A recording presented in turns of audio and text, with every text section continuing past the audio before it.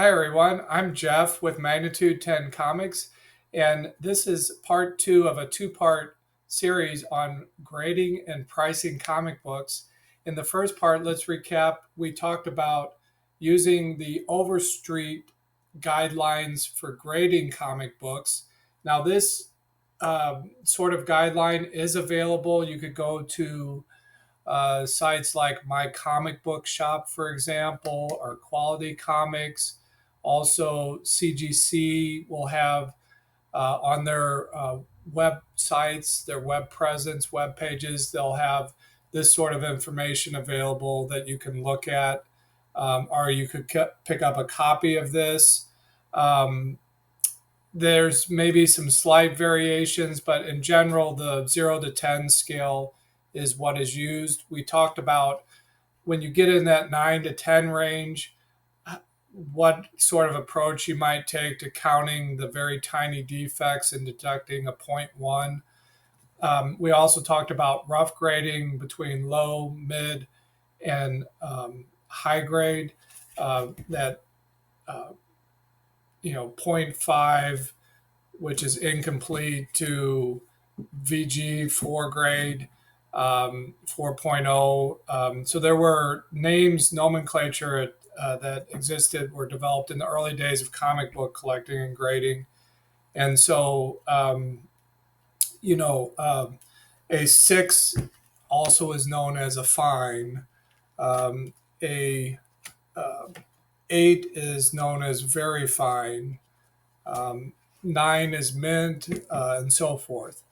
Okay, so then we moved into looking at specific examples. We looked at a modern book, and we talked about the fact that we know that this book is never going to be. It's not a very high value book, and we're gonna pull up a pricing guide here in a minute and verify that. But because this is like you know on the order of a few dollars at most, um, it's just not worth necessarily your time to like spend a lot of time. And because it's modern and is relatively free of defects, that it's not mint, but it's a high grade very fine copy is what we set that. Then we took a closer look at this Bronze Age Werewolf by Night issue number 2, and we put a placeholder of a 7.0 for further closer examination. And then finally, we looked at this issue of Batman number 34 from the Golden Age, the 1940s. Different size comic book, different type of paper, different, at the time, the way that they were produced. So you can see that that's different size paper. And, that makes a little bit of difference in how you look at the book. But we put a placeholder of 3.0 on this for further discussion and final analysis. Okay, so now let's get into the final analysis.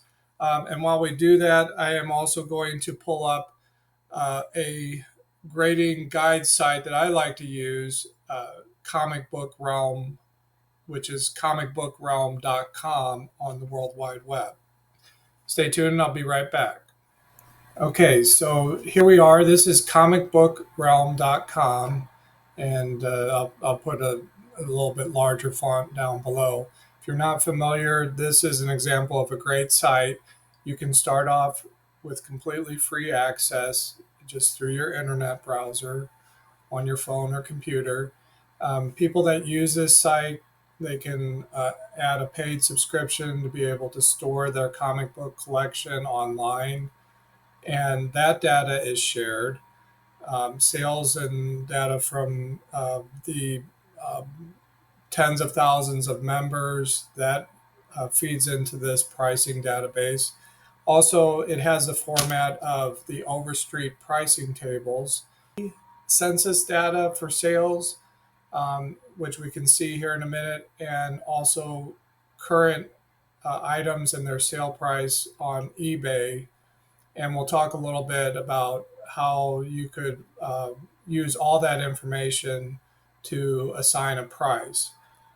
So first off, let's take a look at the modern comic book that we said was about a 7.0. So let me pull that up. So this is the Incredible Hulk. Okay, and it kind of saves that, so I can choose that. I was on the Brave and the Bold last time. Now this, I'm going to switch to the year. It's not volume one. It's not this one. We're kind of looking through here for something much more modern. The Incredible Hulk, um, somewhere in this range. Uh, do, do, do, do, do, do.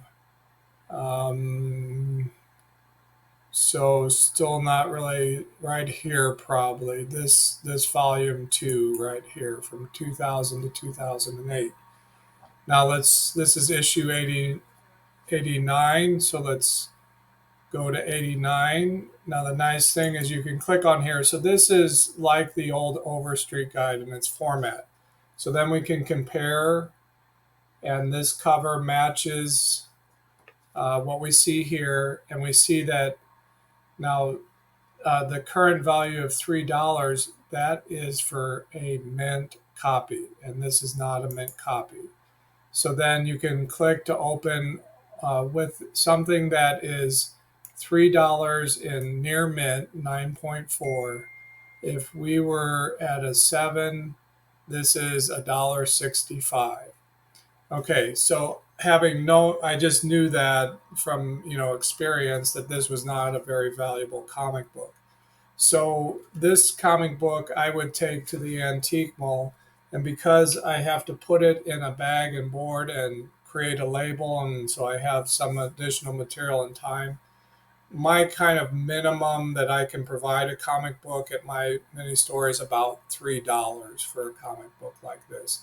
And depending on how much I have in it, if I bought this or somehow paid $1 or have $1 in the book itself, that's roughly the cheapest that I could offer it. So there's that aspect too.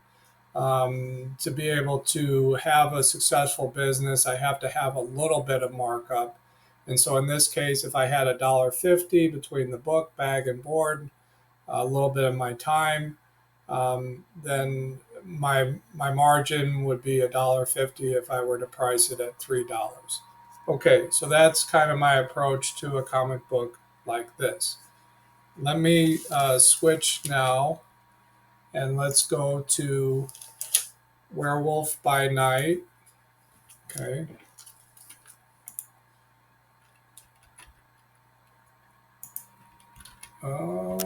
Computer's running a little bit slow. Okay, but there is, can click on that since I've been there before. And this is volume 1, just, happen to know that. And it is issue number 2 from November of 72. So right away, we can match, and if we're in doubt, or it just helps us to see that. And we see right away too that this book has much more value. Now that's a mint copy, and we're saying we think this is around a 7. Okay, so for a comic book like this, I would put a value of $80. And I can always lower the price, but people would not like it if I tried to raise the price. And I'd rather go a little bit lower. It's possible that with, a little bit of a gentle light cleaning, there's nothing about this book that a press would help.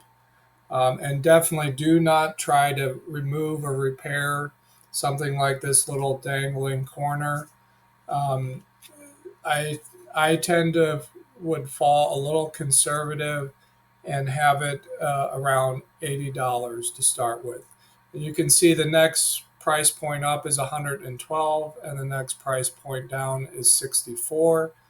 So there's room for negotiation, and that's something to keep in mind. Most dealers recognize that, and they're not going to have a problem with a book like this of that cost to work with you, depending on what they have in it. Like it's possible that, they might want to go out and replace this.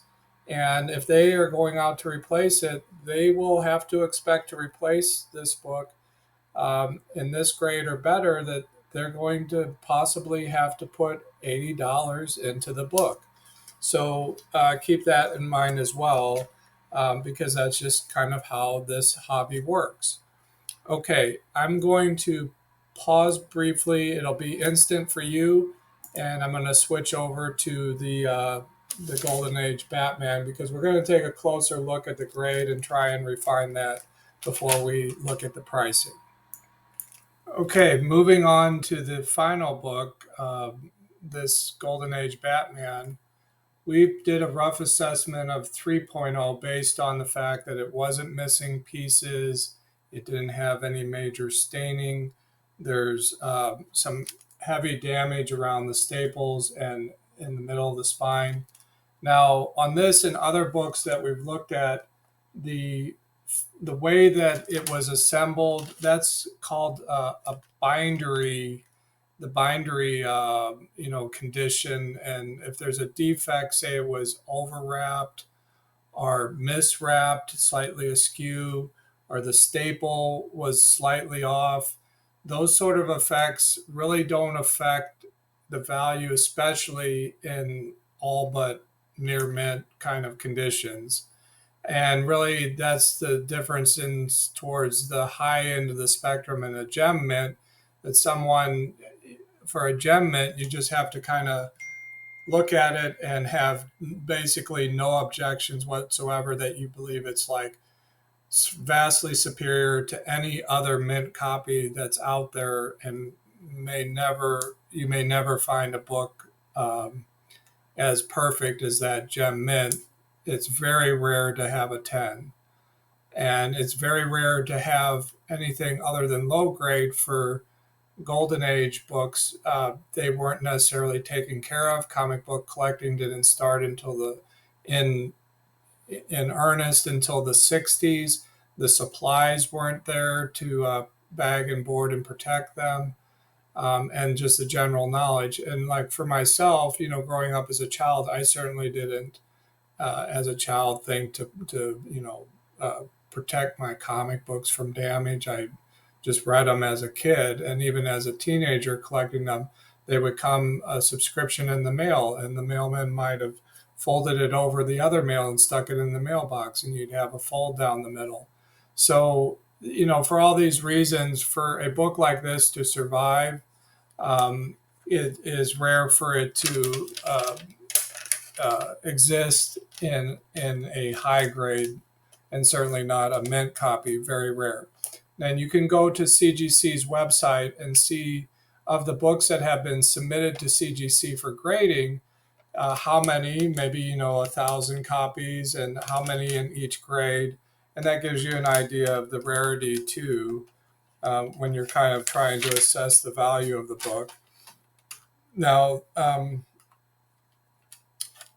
we, in looking at what makes a certain grade, okay, well, for example, the other thing too is like this particular price guide shows you photos of comic books that are at that grade, and it spells out like what the issues were with those comic books.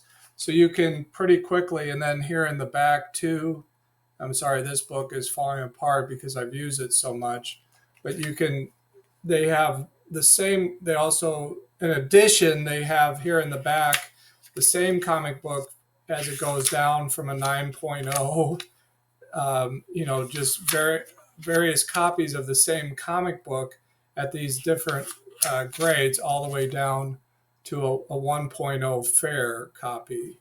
And then, they point out on that photo what the different issues were. In a 1.0, you have an inch and a half of the front cover missing here. Okay, so then working back up, you can see that like in a 3.0, which was our rough assignment for this book, you were allowed to have a loose or detached at one staple. Well, they're hanging on for dear life, but they're not detached. You can have up to a half-inch triangle or a quarter-inch square piece missing from the book. You're not allowed to have a coupon cut, and this book doesn't have any coupon cut or missing pieces. It doesn't even have a book length crease, and that's allowed in a 3.0. Bindery issues do not affect the grade. A stamp or a date stamp does not affect the grade. Um, Spine roll is allowed. This doesn't have moderate spine roll. Um, Even moderate soiling, which is like a stain, discoloration, fading, and this book is got good color. So upon kind of looking at this, and I know that it's, will be controversial, so share your comments. Like I said, I can always drop the grade. And the other thing about a comic book like this is it's rare and it would be hard to replace this. So before I lower my price and set it too low, I would rather price this at a 4.0. And then if someone really wants this and I really want to allow them to trade it or sell it, then it could be negotiated and maybe I would come down. Now, I'm not trying to claim it's a 5.0, and I'm not sure that it's this is where it gets really difficult, but it doesn't have a detached centerfold, detached staples, missing pieces, things that a severe spine roll or a big stain. Um, so there is this issue on the back cover, which it looks like there was some water damage, but that's allowed in the 4 and the 3 grade. So the overall accumulation of defects, like I said, I can always go down, but obviously I can't go up. So that's my logic and that's my approach. Like, for example, in a 4.0, you're allowed up to 1 inch of spine split, and this cover is not split at all. Now, there is a tear in the center fold, but it's not 1 inch, and a 4 can have up to an inch of split. So let me switch over now and let's take a look and make a final assessment for the price for this book. Okay, so we were last on Werewolf by Night, so we'll go to Batman. And there are a lot of Batman comic books, but one trick that I've learned is the actual Batman title had so many issues that this is kind of how I navigate to the original volume of Batman.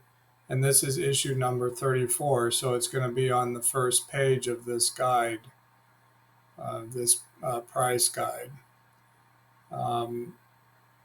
My internet's running a little slow today, so thank you for bearing with me. Looks like it's pulling in now. And this is issue number 34. Again, and also, you need to check the page count, make sure all the pages are there. With a book, like you can see here in Mint, this book would be worth $2,500. So it's definitely something that you should take your time to examine and inspect. Make sure that all the pages are there and look for your defects, and maybe do that more than once before you assign a final price.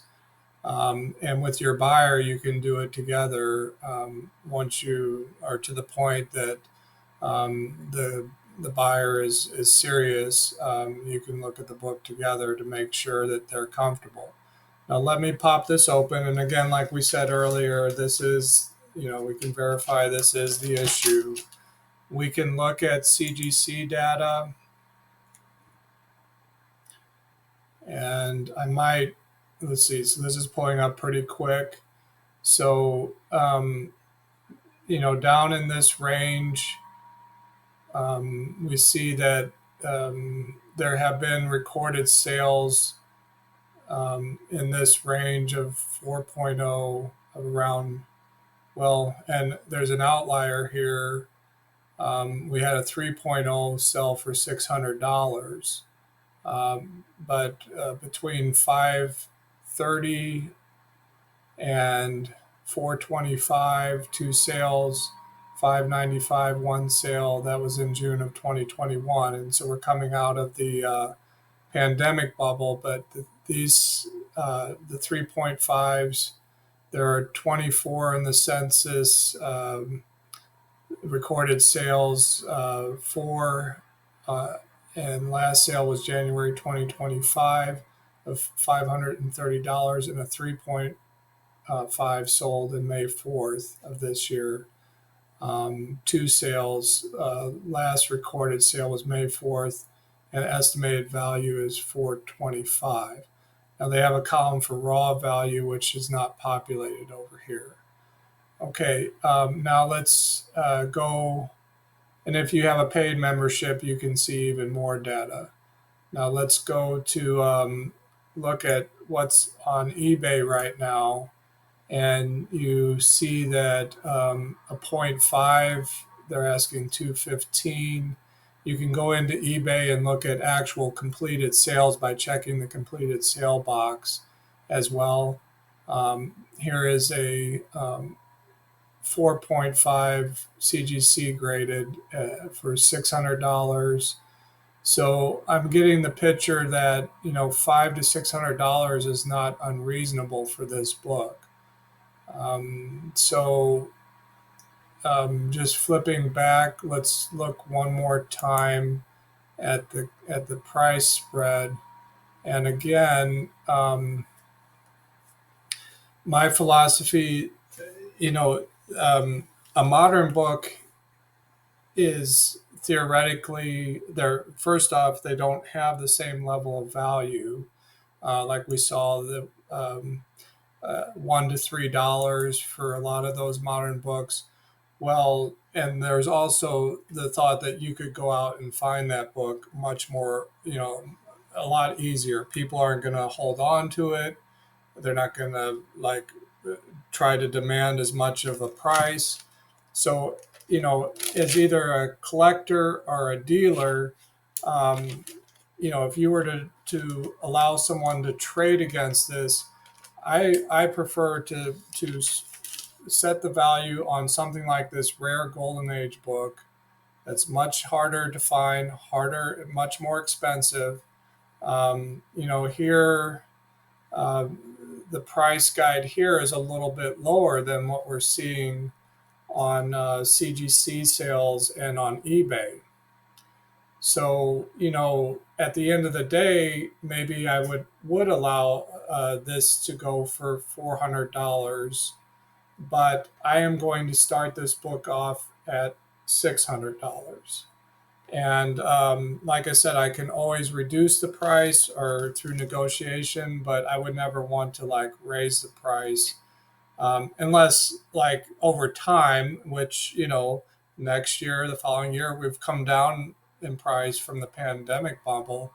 But, over time, the value will increase. So with books like this, you often have to check the price close to the the time of sale, if not at the time of sale, um, you know once a year, once a month, when you decide to put it up for sale, within that time frame, and you can check the prices. um, it's a good practice to set a price. It's a starting point for negotiation, whether you're trading or selling. And like I said, you can always lower the price or give more trade value. So the other thing too is that by setting the price on a book like this a little bit higher than, like I said, the range maybe is from $400 to $600 in my mind. By setting it at $600, I don't have to necessarily worry about checking the price right there on the spot with someone that's interested in it. There's nothing that's kind of more unpleasant than I have had that where I've gone into a store and said, "Oh, well, you'd say, well, what's the price? Oh, I'll look it up for you." Well, that's kind of off-putting to me as a collector or a customer, a buyer. If you don't have an idea of, and if you have a store and you haven't priced a book, that's a little bit off-putting. So I'm going to stop sharing this page, and just to wrap up, I hope this has been helpful. This will be archived on the Magnitude 10 YouTube channel. And I do look forward to your comments. Please be nice, keep it clean. But you don't have to hold back if you have a really strong opinion and you think there's something wrong about my approach. I don't mind hearing, and the community here on this channel, I'm sure will appreciate that as well. So I'm going to go ahead and wrap up, and thank you for watching. I'll make sure to include the links for the first part and the second part to cross-link them so that you're able to find the two parts easily. And I do appreciate you liking and sharing. That helps to get the word out in this channel. I'm not sponsored. I'm not monetized. Hopefully, there's no ads popping up when you try to watch this content. And not that in the future, as the channel grows, that might change. But for right now, I do appreciate it because this is for the love of comics. And if there's something I can do for you, feel free to comment or direct message me. Until next time, this has been Jeff with Magnitude 10 Comics, and keep reading your comics. Bye for now.